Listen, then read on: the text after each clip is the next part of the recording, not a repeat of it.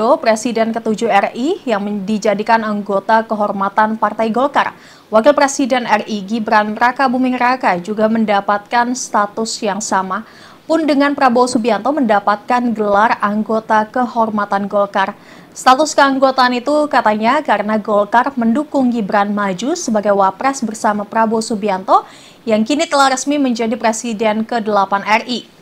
Disebutkan anggota kehormatan itu Golkar berikan bagi para negarawan, seperti presiden, wakil presiden, mantan presiden, dan lain sebagainya.